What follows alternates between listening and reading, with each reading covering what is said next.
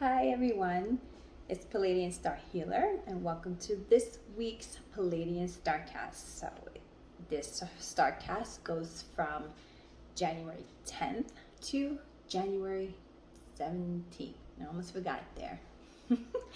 So I decided to approach this Starcast different.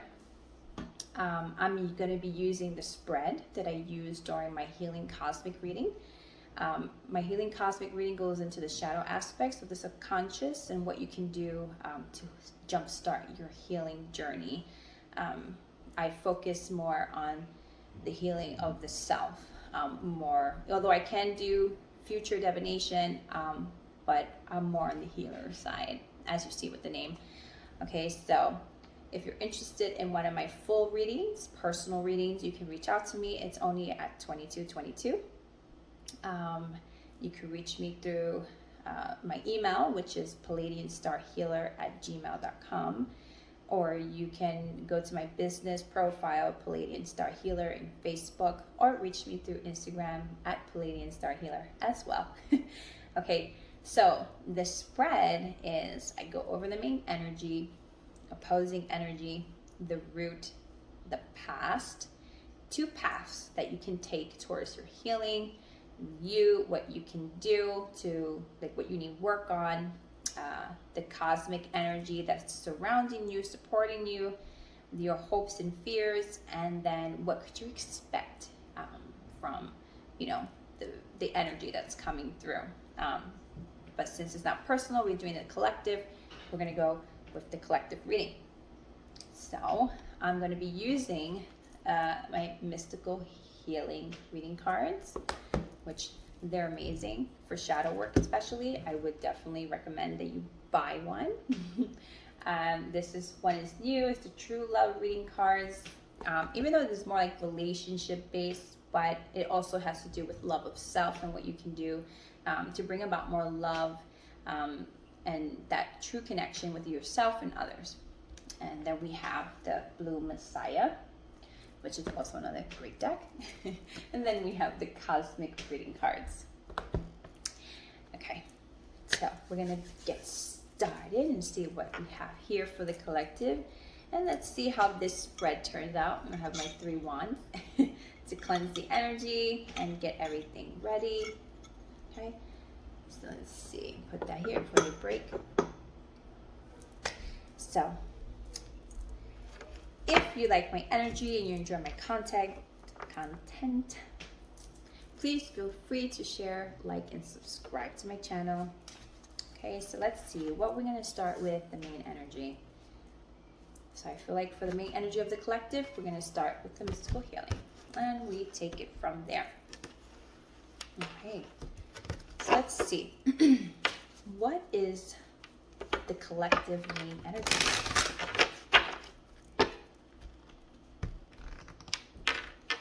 And we have stop breaking agreements.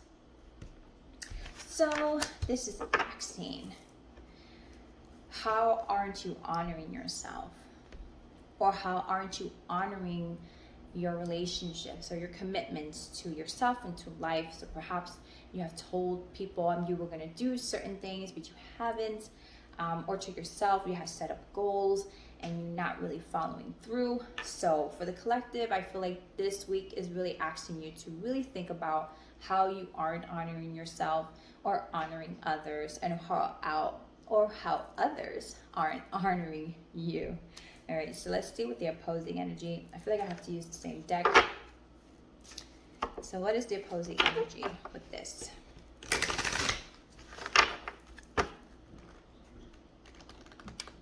And we have, okay, minimizing guilt. So this could be 2 things. When it comes to connections, there could be gaslighting involved. Perhaps you're feeling like you probably said you wanted to do something, perhaps you don't want to do something, and people are like gaslighting you or making you feel guilty. Or perhaps you're feeling guilty about not following through. This could be towards yourself, perhaps you're feeling guilty of not following through with your goals. And with guilt, it makes us do them less. because with guilt, there is no encouragement, there's no support. So, the opposing energy here for the collective is the guilt of not following through. So this could cause you to further break any agreements. I feel like it's advised that, it happens. We set up goals and sometimes life gets in the way, or, just the pressures of life, or when we don't follow through, we become really hard on ourselves. And this is just trying to tell you, like, to accept where you at and understand that it happens, and just to see how you can change that. Like, recognize that you haven't followed through, and it's okay to feel bad about it and feel a little guilty, but then ask yourself, like, okay, but what can I do to change it? Because we all have a choice. So how can you consciously change your failures, of you not committing fully? Okay, so this definitely is asking you, like, how you aren't honoring yourself, and perhaps you're feeling too much of a guilt, or perhaps with connections, people are being a little too manipulative, and perhaps pressuring you in some way, you following through to something that you're not really wanting to follow through with, but, people are just like throwing their crap at you, Okay, so for the root, I think I have to go with this one actually. So for the root, we're going to see, like, what is the root cause of these two energies here?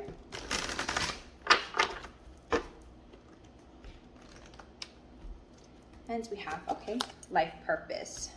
So the life, with this breaking agreements, this could do about where you want to go in life. Where do you see yourself? So I definitely feeling like this is about what the goals you have for the future. Like, what is it that you want to do?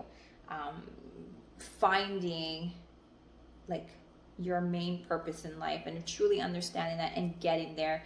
Because I feel like perhaps we all have goals and we have, like, this big dream, but it's always the in-between that becomes the most hardest part. And when we don't commit, or life just takes us in a different direction, we can become full of, like, guilt or discouragement, and there's just not enough support on our journey, Okay, so let's go with the past. So what past energy, I feel like I have to go back to this one. So, like, what past energy is affecting the collective presently? So let's see here. What past energy is affecting the collective presently? And we have, okay, embrace meditation. And this is, I feel, is about going deeper. So I feel like this is about, like, why aren't you honoring yourself? What is stopping you from fully committing, and really getting to the foundation, because we need to always go deeper, not just at face value or what's at the surface, like superficial, because usually we meditate, we just meditate to ground ourselves, but meditation is a great practice when we really want to get down deep into the issue. So this could definitely be something that's coming from the past, and why you feel like you can't commit, or why you feel discouraged, and why it's so easy for you not to honor yourself. So definitely you have to go back into the past, like, do, like, deep inner work, and go into a deep reflective state on why you have issues, like the between your starting point and to the end. Okay, so now we're going to go with two paths. I feel like I have to use this one for the two paths of healing. So we're going to go with the first one. I'm going to push this up a little. Okay, so what is the first path of healing that the collective can do to jumpstart the healing? So what is the first path of healing? And we have, okay, the silver waterfall. So this is basically just basically accepting like our errors, what we consider like flaws, and just accepting all parts of us, and really recognizing how we can see our weaknesses and turn them into strengths. To see basically like the silver lining of things. Of course, we want to acknowledge the dark parts of us, because it's very important too, especially for full-on healing. But to also, as you meditate, not only looking deep into your weaknesses, but also looking in your strengths. Like, what are your strengths? What can you do to honor yourself and honor your commitments and your goals and the things that you want to do, right? So let's see. What is the second path that the collective can take towards the healing?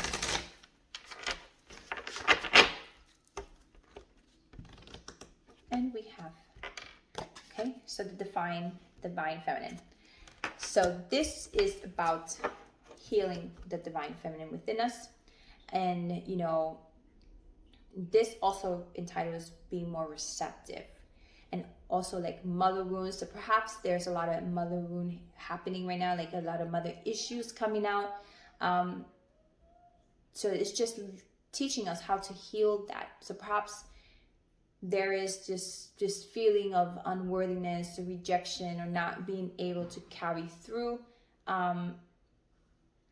So I do feel like the mothers, especially when there's like mother wounds, it does inspire us to not feel good enough to make it, or never be good enough in the eyes of the mother, So the path you can definitely take will be about healing the divine feminine and becoming more receptive, doing things that will inspire the divine feminine, so such as like, singing, dancing, art, being more nurturing towards yourself and others, because the divine feminine is all about nurturing and love.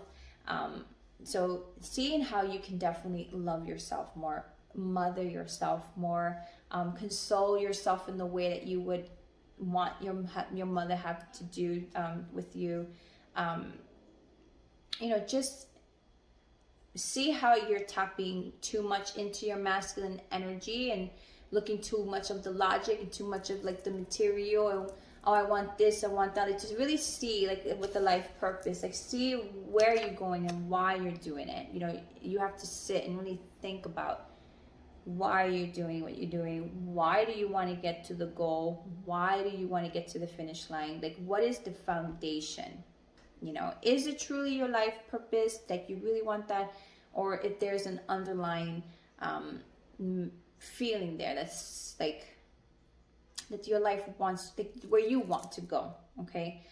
So this requires a lot of deep reflection for that. So now we're going to see what the collective is, and I feel like I'm going to use this one. So let's see what the collective energy looks like, and what they would have to work on this week. And we have forgiveness. So also the divine feminine also entitled forgiveness. So definitely not just forgiveness of others, but forgiveness of oneself as well. So what does the collective have to work on?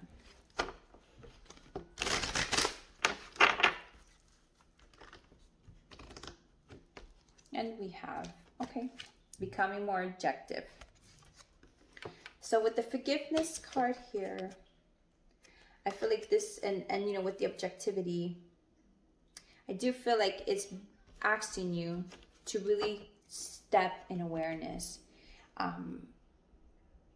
Why don't you have the ability to forgive, and what could you really gain out of forgiving others, and most specifically yourself? Because I do feel when we lack the inability to forgive, is more indirect, like it's more directly at us, because we can't forgive ourselves for being in that situation or allowing certain people to do certain things to us. And I feel like it really comes more from us, and we project it, you understand? So definitely feel like the act of forgiving thyself is much more important, and you will be asked to objectively stand back and see how you can forgive and why you can't forgive, and really get to the basis of how can you release that so it doesn't control your life anymore. Because obviously these feelings are preventing you from honoring yourself and from you getting to your main goal in life. So you will be asked to step out of your emotions and really focus on what it is, of why you can't, and how can you go about forgiving, most specifically yourself. Because I feel like when you forgive yourself, in time you learn to forgive the other person, but not necessarily because you are okay with what they did, but more that doesn't control you. Because when we don't forgive at all, even if that person is not present in our life, they still have a significant amount of hold on our life, and they have like that power. And I just find that unacceptable. Because why would we want to give too much power to people who don't deserve it? So definitely I feel like this is more in the sense of how can we forgive ourselves for allowing certain behaviors, or just how our experiences, that we had to, go through. Because you're definitely going to have to take a step back and see things from maybe perhaps like an outsider view. Okay, so for the universe energy, so let's see what energy from the universe supports the collective.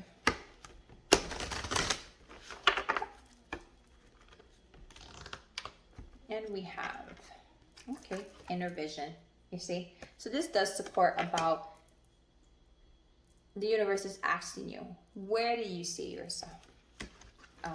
Not just goal oriented, like perhaps like career wise or like financially, but where do you see yourself, like mentally, emotionally, spiritually, having that inner vision of planning it out, like this is where I'm at now, and where do I see myself when I do this work, when I really try to understand that why I have the inability to honor myself or create these boundaries with other people trying to gaslight me, guilt me into things that I don't want to do, and how that incorporates or disrupts your life purpose, and how it triggers, like your divine feminine, it takes away your ability of wanting to be receptive, because, dealing with people who are gaslighters, manipulators, it can cause you to, want to close off and be like, no,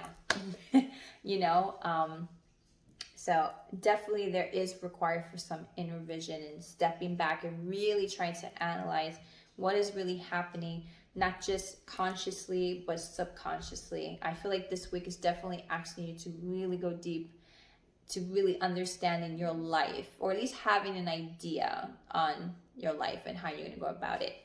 Okay, so now we're going to go with the hopes. So what are the hopes? I'm going to go with this deck. So what are the hopes for the collective? So what are the hopes for the collective?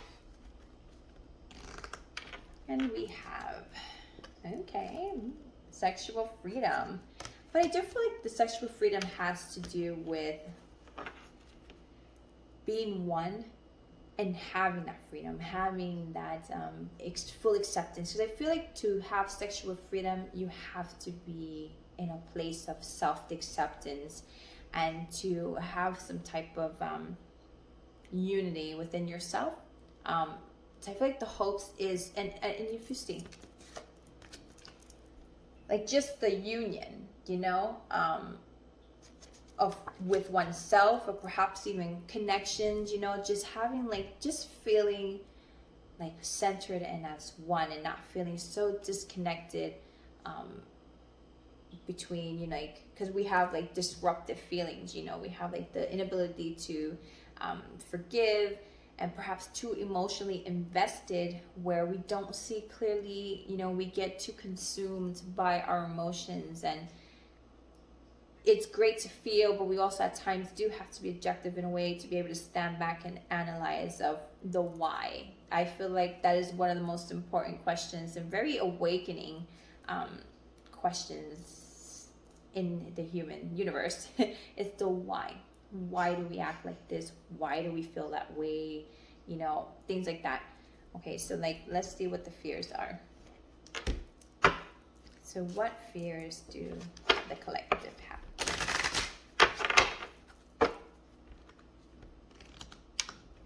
And we have experiencing rebirth. So I do feel like this also has to do that when we take the steps towards change, conscious change, and we're really trying to step into our power, we all have that fear of the tower, because we do know that in order for things to really shift, there has to be a breakdown of everything. And especially, I also feel like when we're going through the shadows, it's very much like a rebirthing process, like we're born again, and we got to go through all this sludge of difficult emotions and being able to, because I heard like the horrors of birth, having things to crumble down before they start to build up, but I do feel like there's just this need of, wanting unison within oneself and with the collective. And if you see here, we have like the lotus here, and the most beautiful thing about the lotus is that such a beautiful flower that can grow out of mud, and I do feel like that is connection with the rebirth process, because to be able to come out of the mud and the sludge and stuff and just blossom into the beautiful flower that you are, and I feel like that there is that need, that want for that freedom, to just be yourself, be in unison, and to be able to surpass all your obstacles and challenges. But of course, there is that fear of the tower falling, and all the bricks falling on your head, and it's really rough, trying to get through all that. All right, so let's see the outcome. I'm going to use 2 decks, I think, for this one. I'm going to use this one. The Cosmic didn't really call this time, so let's see. So what is the outcome that the collective can expect if they follow through with honoring themselves and going deeper and forgiveness and all that jazz? And we have, creativity. And I feel like this has to do with like, obviously like creating the life you want, finally creating the life you want, adventure, like the doors and stuff, and perhaps even finding love and connections again, and just bringing in, and it's like the sun, so we know this like positivity, and and you see all this beautiful stuff happening there. So definitely like there's a lot of stuff like, like jewels and treasures, so it may be rough at first, and it's a rough process trying to undo or even go through like these deep hurts that we experience, but it's actually the most rewarding. And that's one of the reasons why shadow workers, why they're so adamant about shadow work, because they know that although the rebirth process is rough, but the rewards are incredible, and you do get used to it. And we're not used to it, well, maybe you do, but you start to understand it's part of the lesson, it's part of life, and you understand that in order to get from point A to point Z, you need to get through the mud so you can create. And I really feel like this kind of path, especially shadow work, does take dedication, it takes focus. And I do feel like with practice, as you keep going through shadow work, you do build up this sort of resilience, or you become more disciplined and more hardworking towards the healing of yourself and where you want to go. Okay, so let's see. So what is the outcome that the collective can expect if they follow through with the advice given for this week or in general? And we have, the visionary. So again, this is about like seeing the bigger picture of things. The visionary brings new ideas, and it's with creativity. So that definitely matches, seeing, like creating something in the mind and being able to bring it to life, and seeing beyond, what's at face value, and seeing like the goal and what you can do to get there. It becomes almost like a conscious calculation, where you're like, I know what I have to do, and you have the necessary discipline to get there. Because at the end, as you put in practice, in honoring yourself and going deeper, you're able to envision and actually create. Okay, so I'm going to show you so you can envision what you have in mind, and then you can create it. Okay, and that is the benefit of doing the work, because as you do the work and you do the, and you know, really enough, it just stood out to me now with the forgiveness. You have the green and you have the yellow, and you know, the yellow, the solar plexus, is about manifesting, co-creation, creating. And so we have that, these energies similar, you know, in healing the heart, the solar, you know, you're able to be open. Sorry, but I have to show you the receptive, you know, in healing the divine feminine and being able to embark on that adventure, and not be afraid of doing that, and really creating the life that you were meant to live, because we all deserve to live the life that we were meant to live. But like always, there's always tests and challenges. Life is basically like a huge contest, you know, and we have to go through it, you know, to get where we want to get it. Everything takes work. There's not one thing. Even to be happy, even to be at peace takes work, because it takes focus and determination to maintain in a certain type of vibration, and try to maintain a certain type of awareness and frequency. It's not easy to do those things. Okay, so that is the end of this week's Starcast. I hope you like this spread. I hope you find it insightful. And if you want to book a full reading with me on how you can jumpstart your own healing within your shadow aspects, always feel free to reach out to me. Thank you for those who have. I've been pretty busy with these healing cosmic readings that I've been doing.